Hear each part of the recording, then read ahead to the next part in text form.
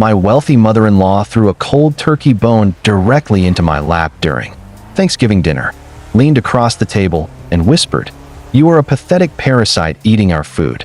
So get out of my house right now." I sat at the end of that grand mahogany dining table in my faded sweater and worn-out shoes, frozen in absolute shock and humiliation. My ex-wife, Sarah, did not even glance up from her glass of expensive wine.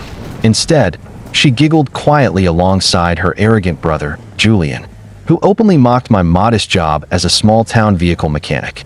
They took my plate away, tossed my coat onto the snowy porch, and locked the front door behind me while the entire family laughed inside. They left me standing in the freezing darkness of Thanksgiving night with only $50 in my pocket and a broken heart.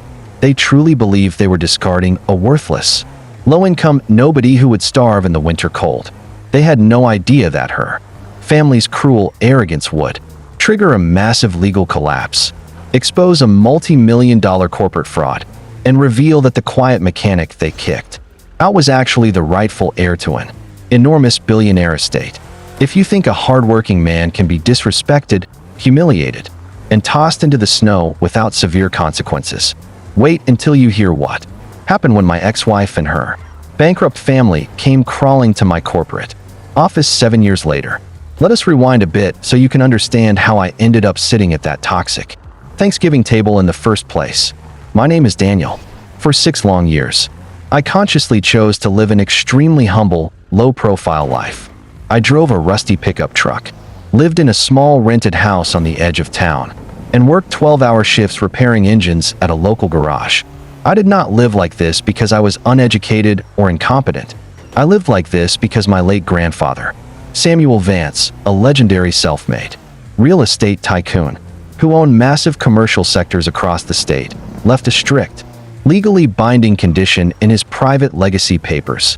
My grandfather strongly believed that sudden, unearned wealth corrupted a person's soul.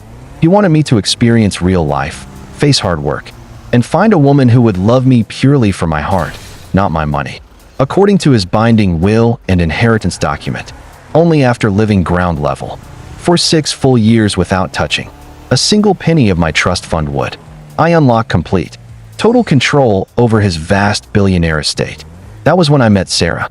When we first started dating in college, Sarah appeared sweet, kind, and deeply caring.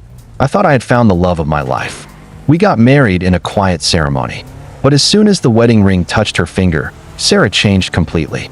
Her wealthy family looked down on me with intense disgust from day one. Her mother, Evelyn, treated me like dirt under her shoes, while her brother, Julian, never missed a chance to hurl cruel insults at my face during family gatherings. They constantly berated me for my dusty clothes, my hands stained with grease, and my modest income.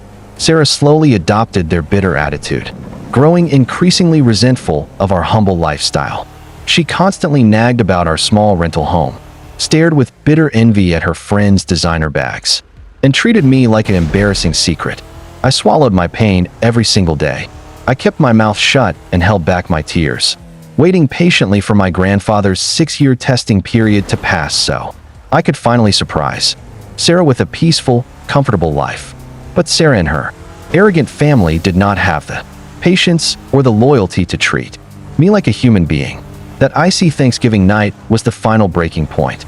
After throwing me out into the snow like trash, Sarah filed for an immediate divorce the very next morning. She liquidated our small joint checking account, kept all our furniture, and served me with cold divorce papers through a local process server.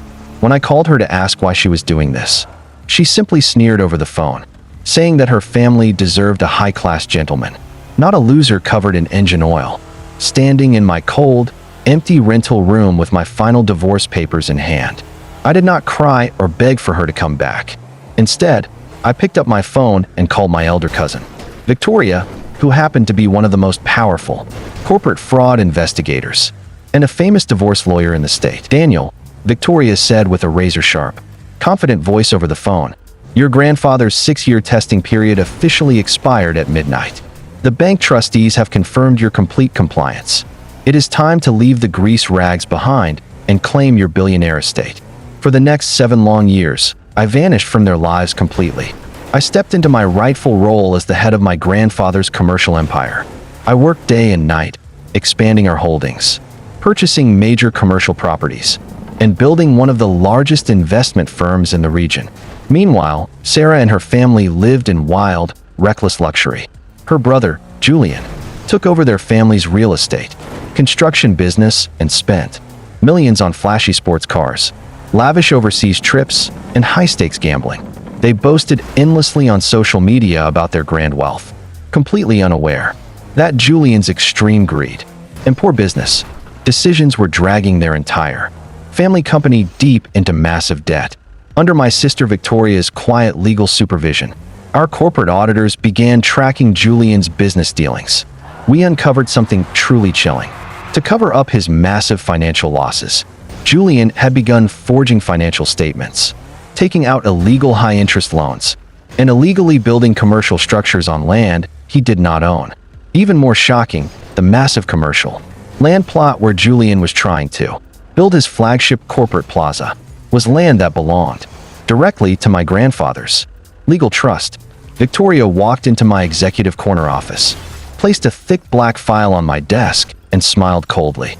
"Daniel," she whispered, "Julian's company is completely broke. They just submitted a frantic application to our investment firm for an emergency $50 million corporate bailout loan to prevent their immediate bankruptcy. They have no idea that you are the sole owner of this financial firm." That was the exact moment of justice I had been waiting for. I instructed Victoria to invite the entire family to our corporate headquarters for a formal loan review meeting. The following morning, the heavy glass doors of my executive boardroom opened. In walked my ex-mother-in-law, Evelyn, her arrogant son, Julian, and my ex-wife, Sarah. They were dressed in expensive tailored suits, but their faces were pale with anxiety and desperation. They were facing total financial ruin, public disgrace, and complete bankruptcy if this loan was not approved today. Because I was sitting behind a large, high-backed leather chair facing the panoramic window with my back turned to them, they could not see my face.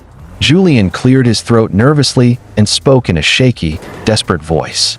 "Dear sir," he pleaded, "our family firm is facing a temporary cash crunch. If your firm approves this loan today, we promise to repay every cent with high interest. Please save our family business." I slowly spun my leather chair around, folded my hands on the glass desk, and looked them directly in the eyes. The silence in that boardroom was deafening. Evelyn gasped loudly, clutching her chest as her face turned as white as a sheet. Julian's jaw dropped in absolute terror, dropping his leather briefcase onto the floor. Sarah stumbled backward, staring at me in complete, paralyzed shock. They could not believe that the powerful billionaire executive sitting across the table was the same humble mechanic they had kicked out into the snow 7 years ago. "You," Sarah stuttered, her voice shaking violently. "How are you sitting in that chair? This must be some kind of sick joke." Victoria stepped forward, opened a heavy binder before them, and unsealed the original will and inheritance papers, along with certified land titles and bank audit reports. She informed them in a cold, clear voice that my family held absolute real estate ownership over the land Julian had illegally built upon. She also presented court-certified bank records showing that Julian had committed severe financial fraud by falsifying his loan applications.